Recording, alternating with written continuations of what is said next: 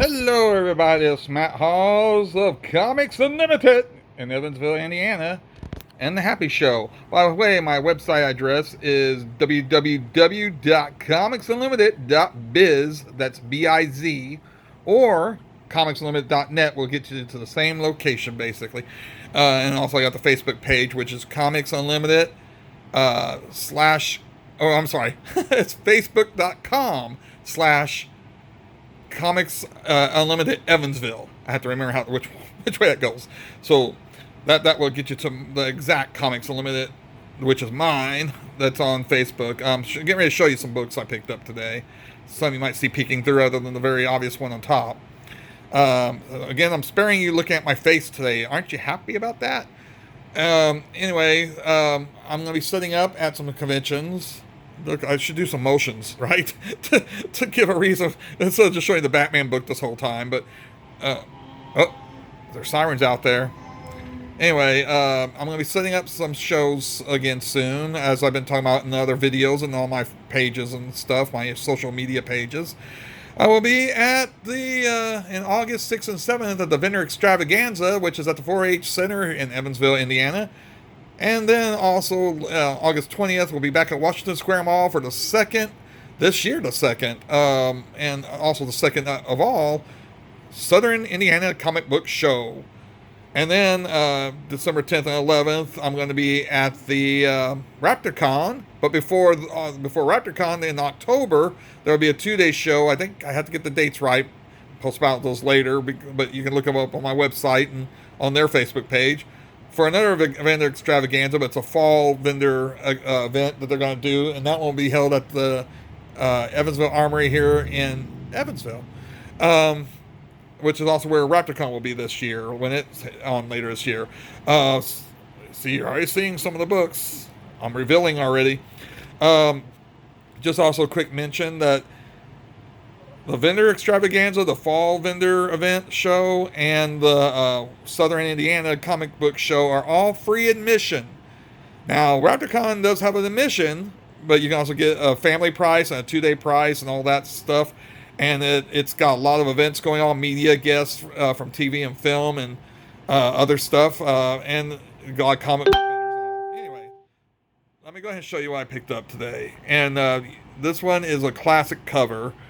It's the thing that's the most important thing for most people about this issue, though you got Jim Starlin, Dave Cockrum, and Dan DiCarlo, all talented people in their own rights, did the other work, but this cover is a famous cover, classic cover of Batman, and so it's quite in demand for a lot of fans and such. And so I picked that up. That's the first printing. It's the direct sales, but first printing of it. And then I also picked up Avengers Annual number 10. Now, for you, the uninitiated out there that don't know this is the first appearance of this character back there in the background wearing the green.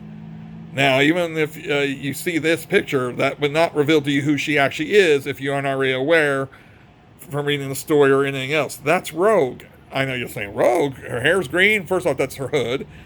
But even then, they still color her hair green on the cover. But in the inside, it's not. She's got her familiar white stripe, though she was drawn. She looked a little older, even though actually she wasn't meant to be old. She was meant to still be a teenager even at the time. But and Michael Goen, who's a fantastic artist, drew it. But I think what it was when he drew the picture of her on the interior, he was giving her. People forget this is a 1981 comic, so. I think, now, I don't remember hearing this in reviews, but I just assume that since she was supposed to have been a teenager in this book, and from the get-go, I mean, Chris Claremont, who's the one who came up with her the idea of Rogue, always intended her to be a teenager. So I think the reason I point out the year is New Wave was a big thing. Punk rock, New Wave, and all that. And you did have some women wearing these short kind of buzz and kind of spiky cuts and stuff like that was in that new wave scene, and she has a white stripe on top of it. But because her hair was short and she had the white stripe, I think a lot of people thought she was drawn to be older than she was, than they later said she was.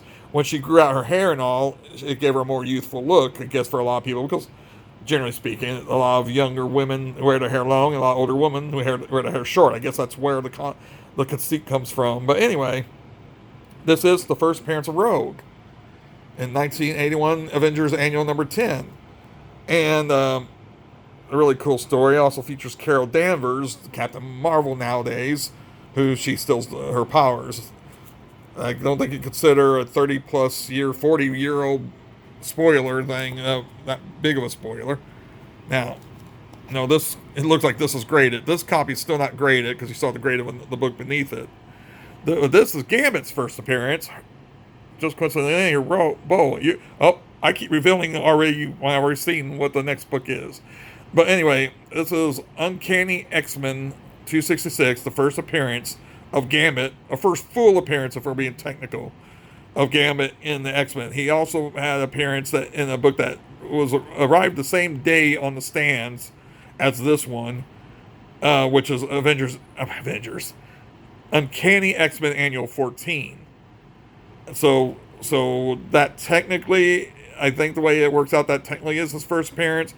So they consider that the cameo, and this is a full appearance. And behind this, like I say, my scene, it's a graded copy.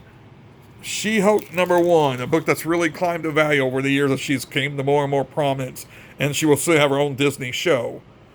A 9.6 grade, so it's a pretty nice grade. And these books here, I got in a deal for one of the books that I showed in the last video. Person was interested in my X-Men number 2.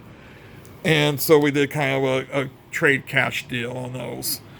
And so those were the books I picked up, and then I got some cash in addition out of that. So I already moved the X-Men number 2. Still got a lot of the other books. I have them in the stack right here. There's that first Mephisto appearance, and the Wolverine number 1, and all those other books I showed in the last video. Anyway, I just wanted to give an update on what I picked up again since then. And I'm recording this on the 4th of July.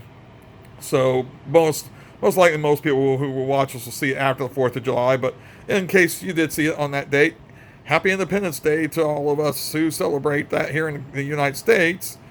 And otherwise, I hope you have a good day. I'll make another video vlog about something sometime soon. Yay!